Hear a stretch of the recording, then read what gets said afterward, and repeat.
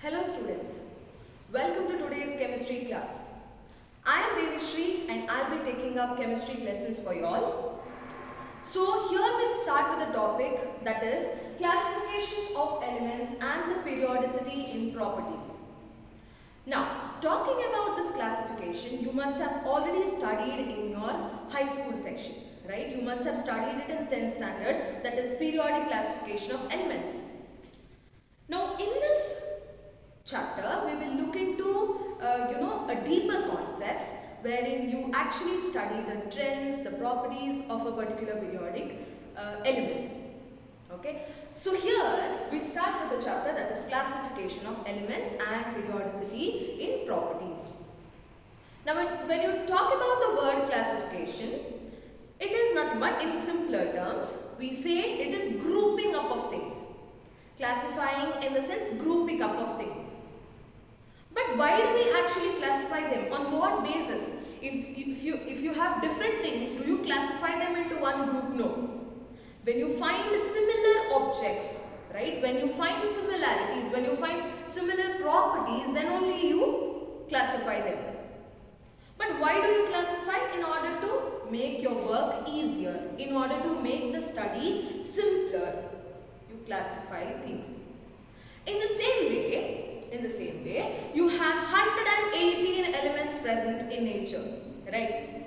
But studying each of the element particularly will take a whole lifetime for you to study. For example, if you are studying about carbon, it will take a whole lifetime for you to study about carbon itself.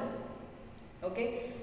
So instead, if you just group the elements into particular sections or categories based on the similarity in properties, okay, it is going to make the study easier. We simplify the work actually.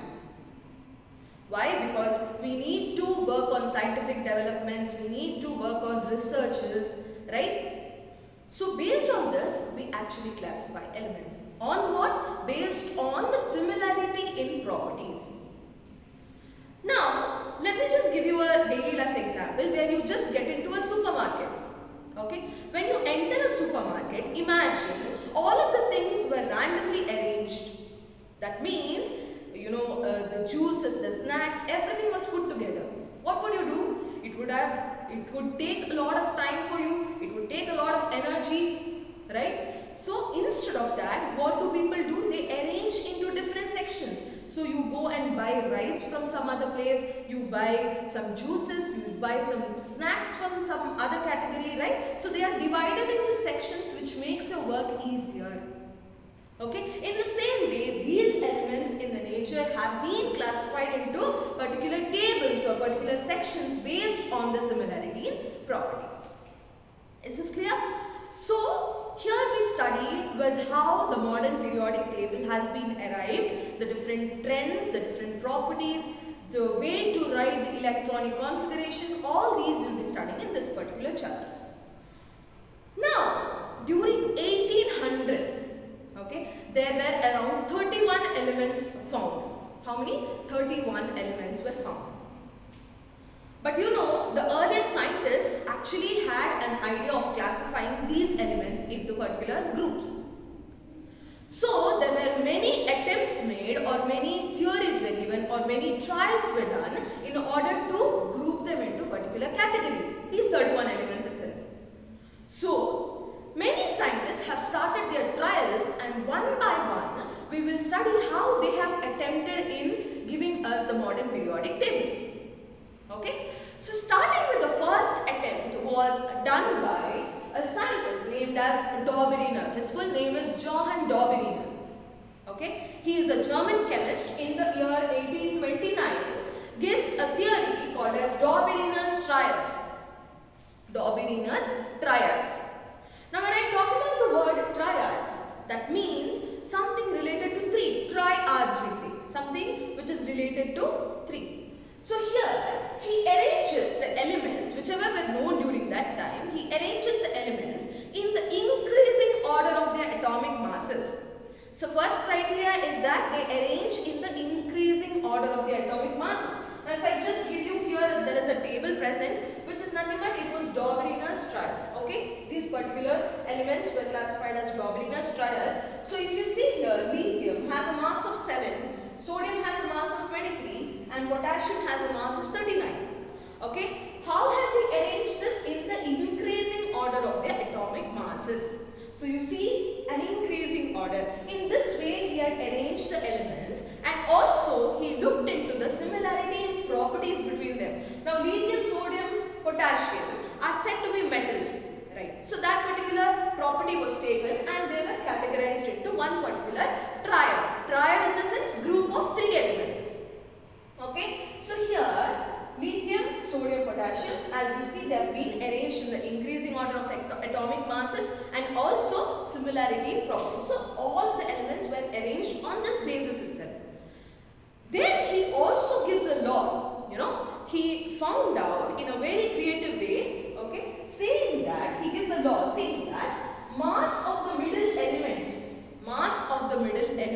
Now if you take this first triad, mass of the middle element is this one, right? Middle one is sodium.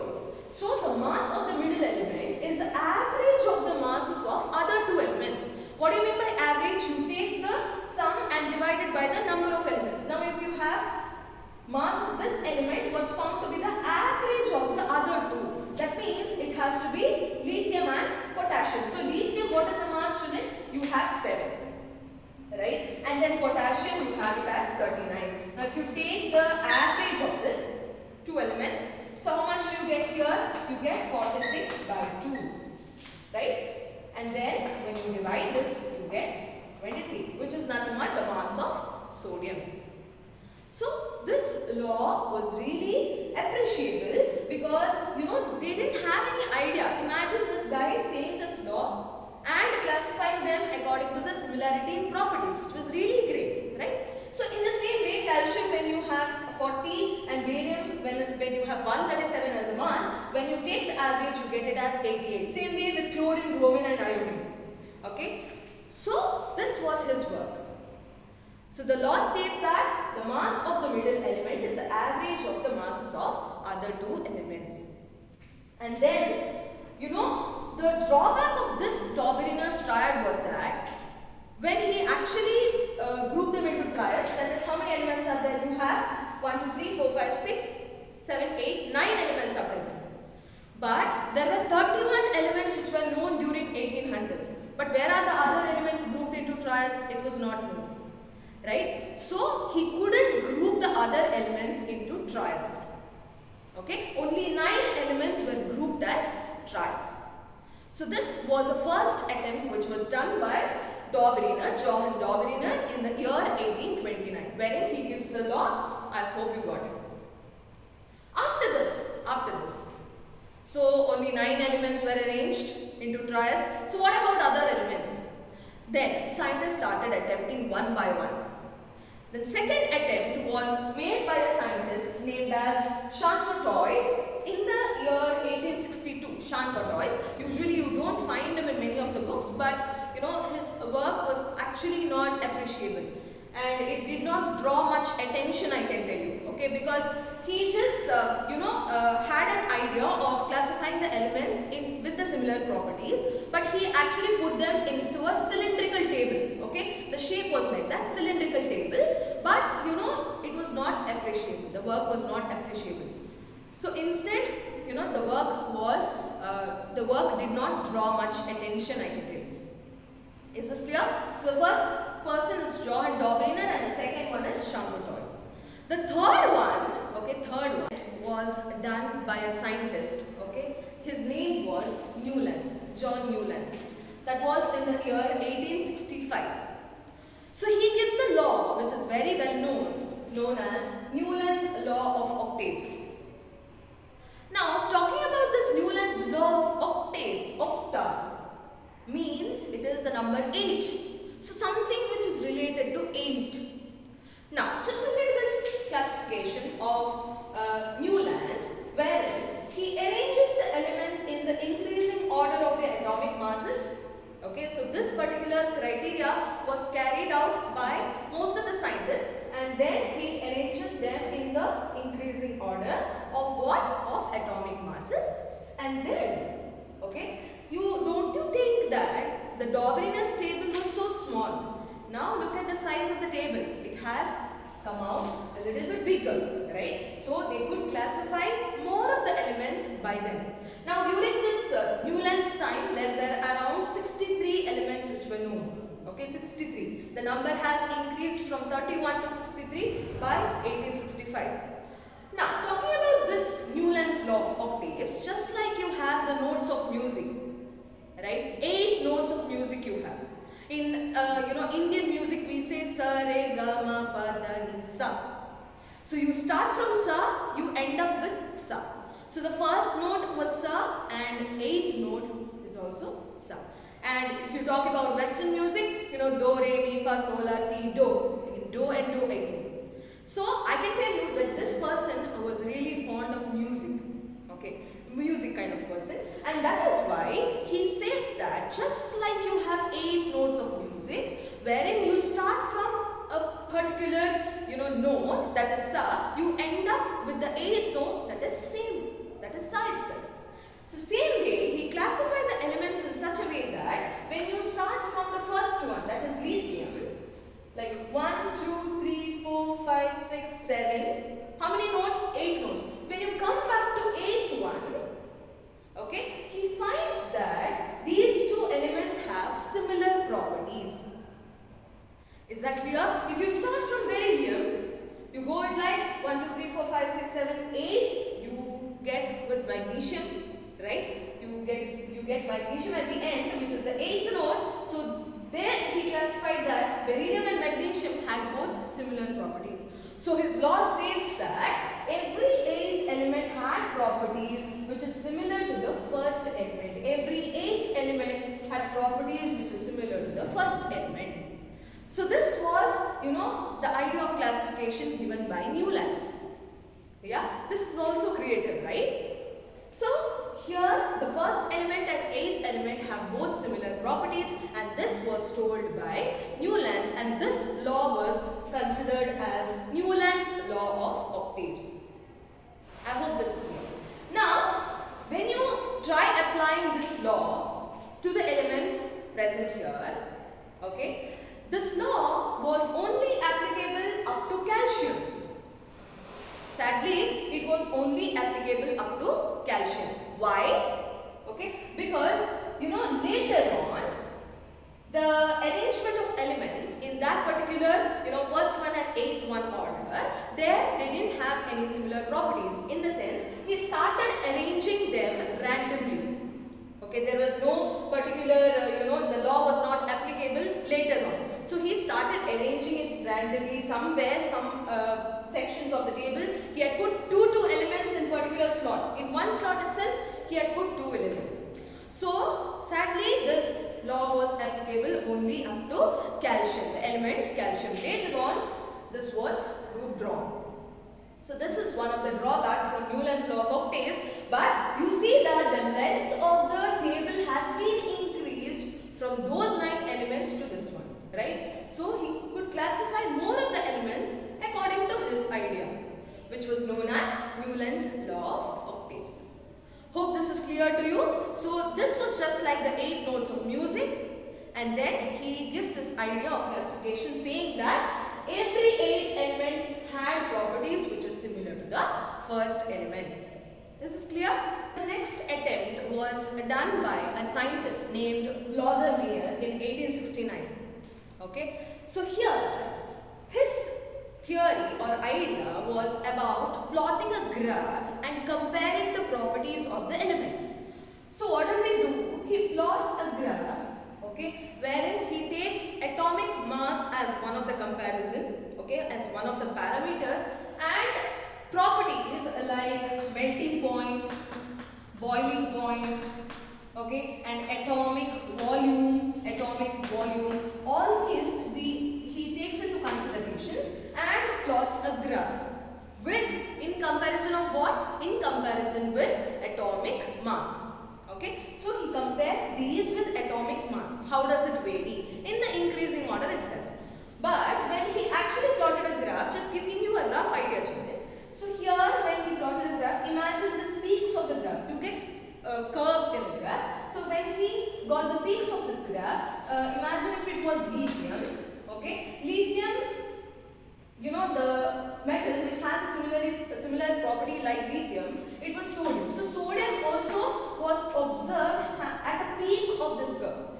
So similar variations were obtained. Imagine some of the elements were present at the bottom part of this curve. So similarity, the elements which had similar properties were also in that particular position itself.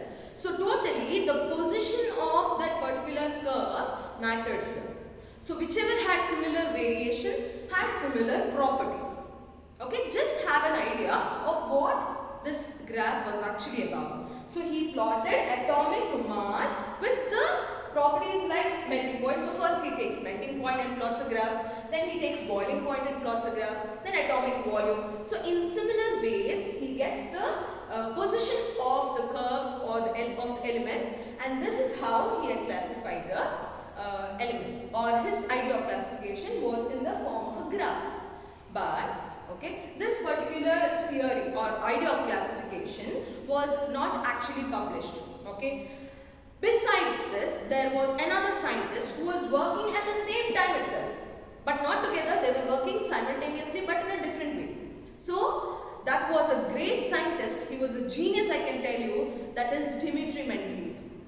He is my personal favorite. So Dmitry Mendeleev was also working during this time, wherein the recognition was given to his work rather than Lothar Meyer. So this did not draw much attention. Okay, so this work was not published. But we can take into consideration that the elements having similar properties had the same position in the graphs. So the next attempt was done by Dmitry Mendeleev, who is said to be a greatest scientist who had, drastically changed the idea of classification. Now let us look into this. What has he done and his work? Okay, and the table which he had classified the elements was called as Mendeleev's periodic table. No other scientist has given a law. Okay, but Mendeleev has given a law or the idea of how he had classified the elements, saying that the properties of the elements are the periodic functions of their atomic masses. Now this word atomic masses is said to be important. Like how the other scientists have arranged them in the increasing order of the atomic masses, in the same way Mendeleev had also classified the elements into horizontal rows and columns. Okay, he had horizontal rows, vertical columns. So he totally had a table which was called as Mendeleev's periodic table. Okay. Now, talking about this law, let me explain it to you. The properties of the elements. Okay, whatever the property may be, maybe it is a metal, maybe it is a non-metal. Okay, however it is, the properties of the elements are the periodic functions of their atomic masses. Now, what do you mean by a periodic function? In the Newland's table, you actually saw that when you go along that particular horizontal row, you start from lithium and then you end up with sodium. So that is in the next row, right? So when you go along that particular row, you find that the next row will also have elements with similar properties.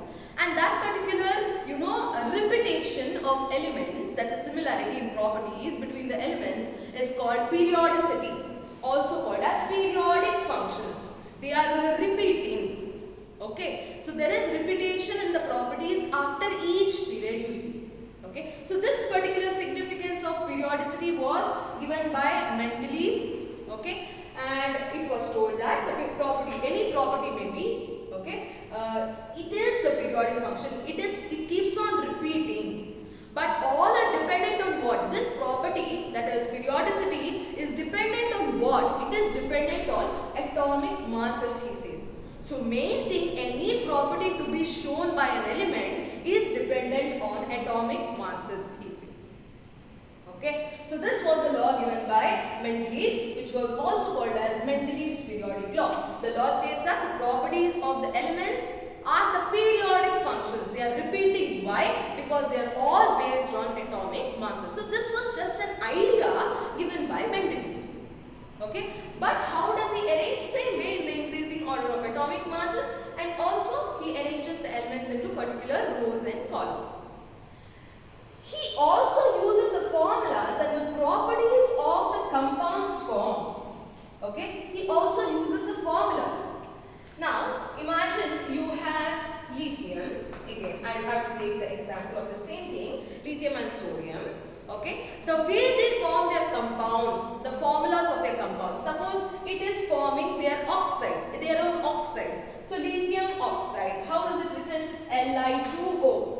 I hope you know to write the formulas. So, you write Li2O, lithium oxide. In the same way, sodium oxide is written as Na2O. So, they have similar formulas, right? Chemical formulas. So, based on this too, he had classified the elements. Just like they formed the formula of oxides, hydrides, okay? Based on this, he had grouped the elements into particular rows and columns.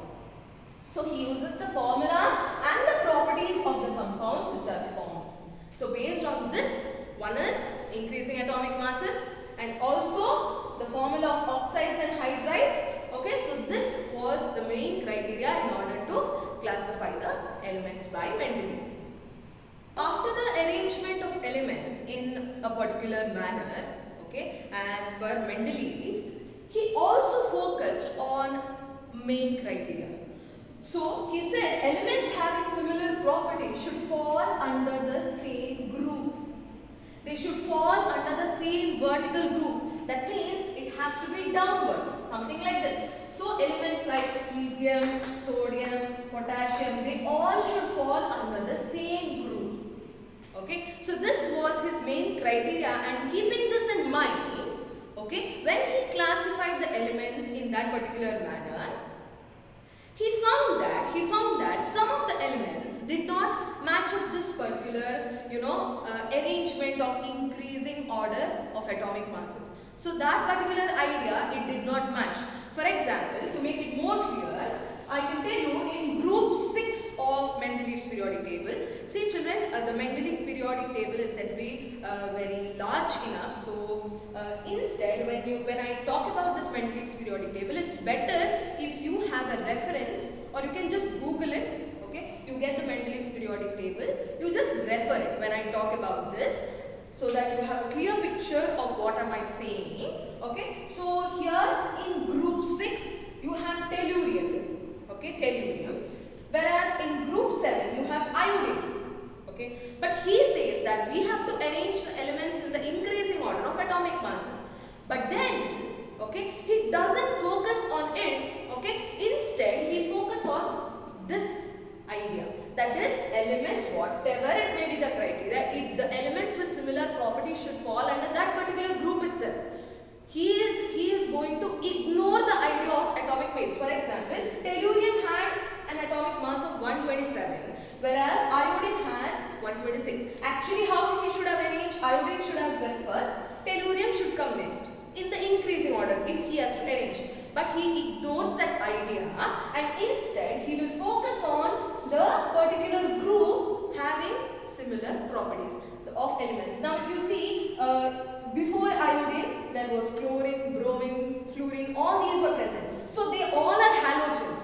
So, instead if we had put them here, that is iodine here, it would have been wrong again. Just like Newlands and others have done the random arrangement, no? It would have been the same. But what does he do? He doesn't focus on the arrangement in the increasing order of the atomic masses. Instead, he ignores that and, tries to focus more on the similarity in properties in a particular vertical group.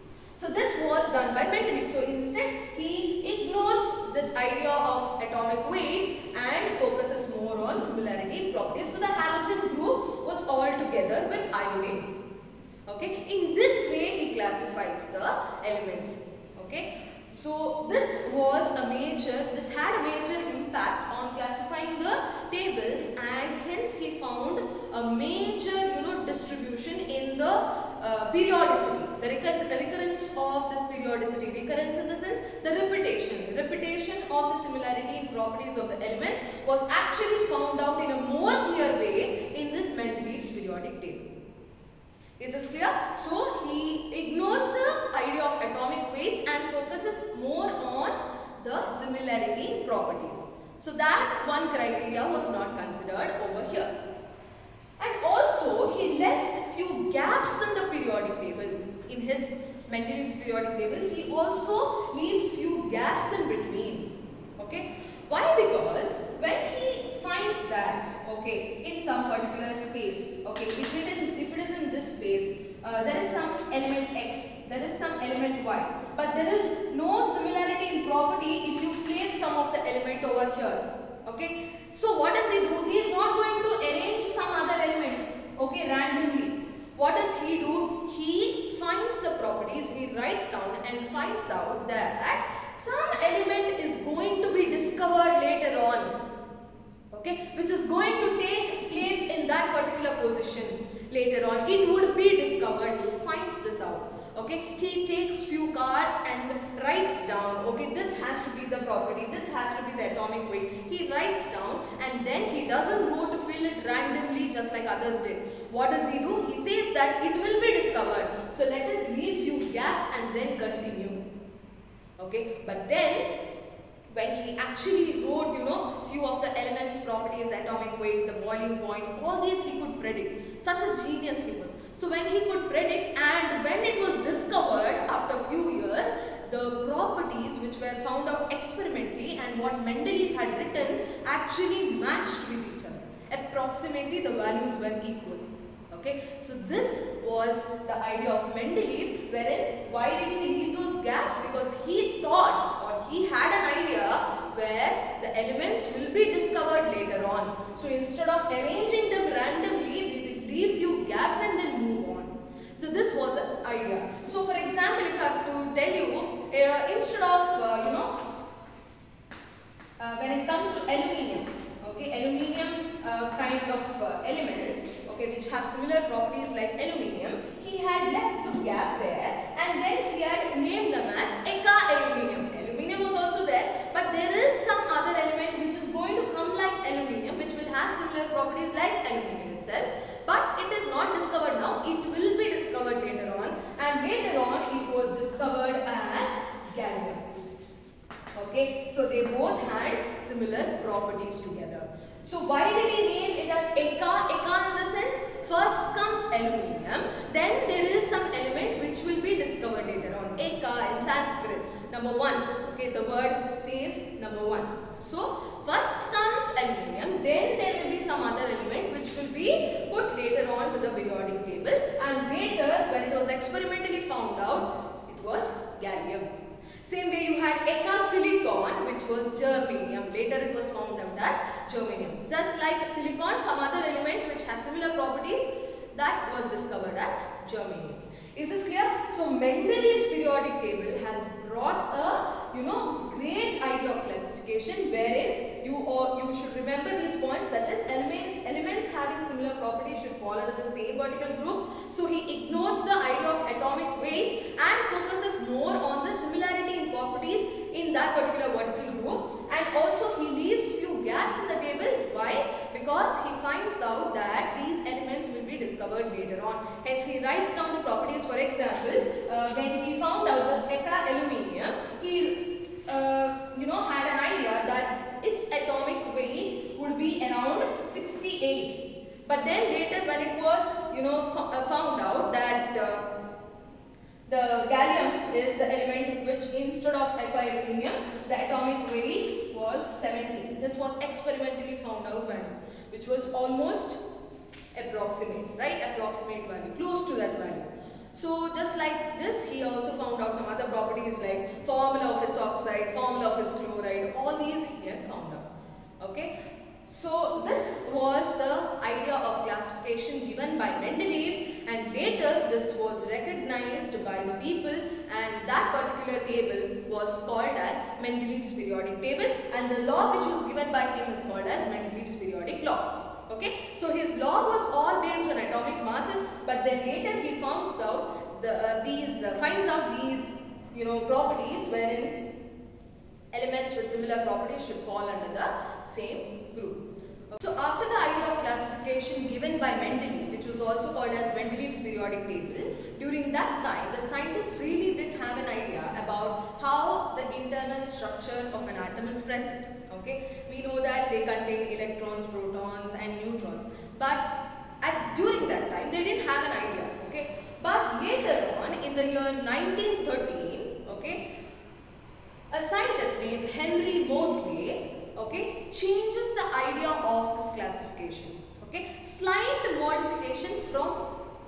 Mendeleev's. Okay, so Mendeleev's law itself says that he focuses on the atomic masses rather than atomic number. Okay, so the atomic number concept was given by Henry Moseley. How? He gives a plot of graph wherein he actually takes a characteristic X-ray pattern of the elements, okay, based on their atomic masses first. Okay, atomic mass is denoted as M. Atomic number is denoted as Z. So first what does he do? How the X-rays are emitted. So based on that he plots a graph with two parameters. One is frequency of the X-ray emitted, which is nu. Okay, the symbol is nu. Frequency of the X-ray emitted, and he compares it with the atomic mass. So he plots a graph first with the atomic mass. So atomic mass will be written as M. When he plots this graph, he does not get a straight line. Okay, it was a random curve which is obtained, or a random a plot which is obtained. But later on, when he does this with atomic number, when atomic number was considered with the frequency of the X-ray emitted, he found that he obtained a plot which gives a straight line. Okay, which means that the regularities of that particular property of the element is all based on the atomic number instead of atomic masses. So focus on atomic number was done rather than atomic masses, which was given by Mendeleev. So the law was slightly changed into the properties of the elements are the periodic functions of their atomic number. Okay, instead of atomic masses, the law was changed and given a name as modern periodic law. Okay, this is important for you all. So please write down the law, that is the properties of the elements are the periodic functions of their atomic numbers. Okay, and that particular law is called as modern periodic law. So how do you write? The properties of the elements are the periodic functions